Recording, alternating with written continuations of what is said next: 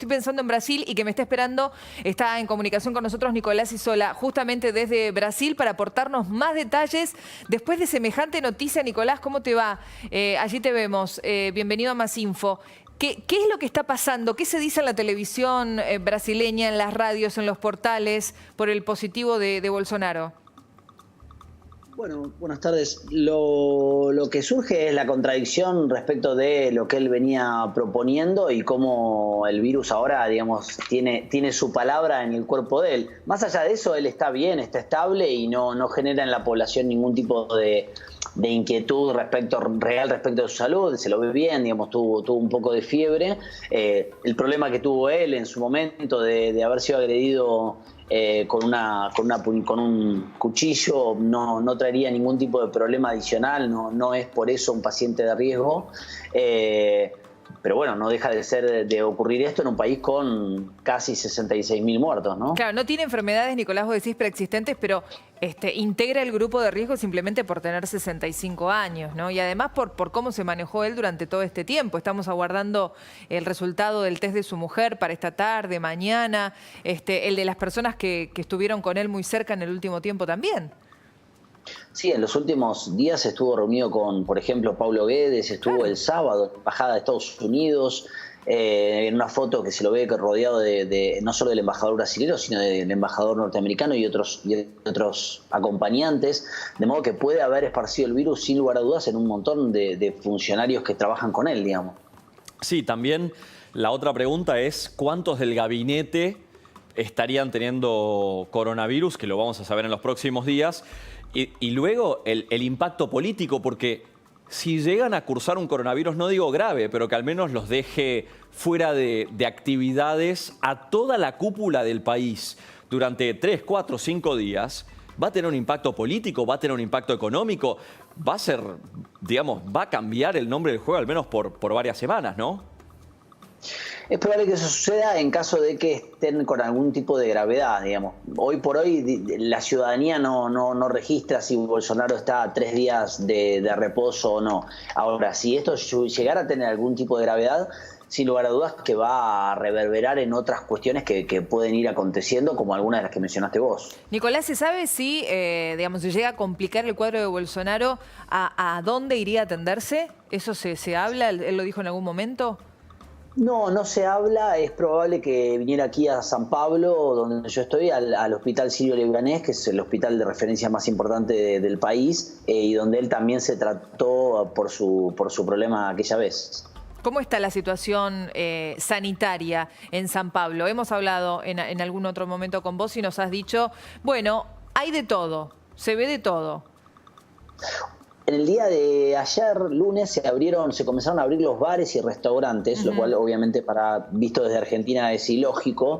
El flujo en la calle está cada vez más parecido a la normalidad. San Pablo sigue teniendo un cuarto de los muertos del país, pero lo más, te diría yo, preocupante es que ciudades como Florianópolis o Porto Alegre, ciudades que son del sur, que no son pobres, que tienen infraestructura hospitalaria muy buena, llegaron los últimos días al 80% de sus camas de terapia intensiva cubiertas.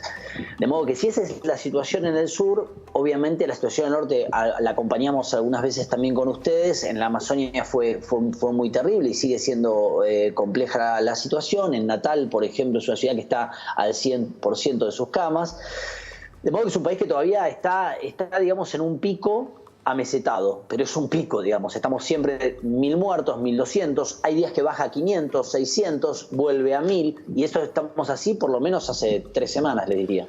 Nicolás, me gustaría saber si tenés referencia de qué está pasando en los barrios más humildes, más carenciados de Brasil, porque en un momento teníamos la referencia que estaban entrando, que se estaban haciendo algunos controles y que también había narcobandas metidas como haciendo salud pública, una situación rara.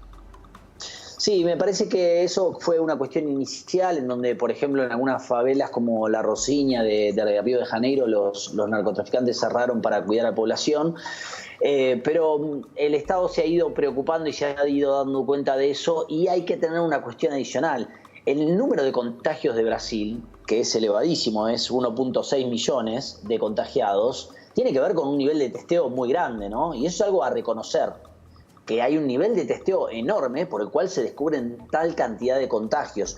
Ese porcentaje de contagios, obviamente la mortalidad está rondando el 5% aproximadamente, pero es importante lo que ha hecho el Estado brasileño, más allá de Bolsonaro y su idiosincrasia y su forma de combatir el virus.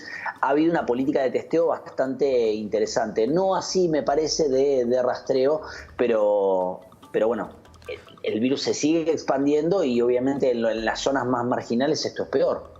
Claro, ahí estás dando referencia del muy buen sistema de salud que hay, que a pesar de que cambió de ministro 3 veces en las últimas semanas, el sistema de salud ya viene de la lucha contra el Zika y la lucha contra un montón de enfermedades que se dan en Brasil, que lo hace con un nivel de eficiencia que es admirado por todo el mundo, eso sin dudas, ¿no?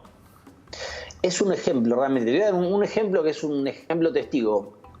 Teníamos que vacunar a mi hijo, se nos pasó la fecha, 2 días, nos llamaron del centro de salud público a decir: usted se olvidó de vacunar a su hijo. Es el nivel, digamos, de trabajo que hace el sistema de salud público brasilero con la gente. Entonces, sí, realmente es muy bueno, pero el problema es que no llega muy bien a ciertos lugares marginales, ¿no? Claro, digamos, quizás en las ciudades, en las zonas urbanas más desarrolladas funciona mejor.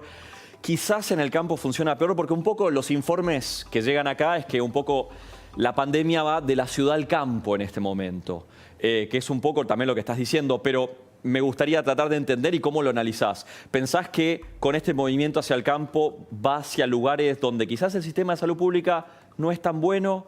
¿Quizás podamos esperar más problemas? ¿Cómo lo analizás?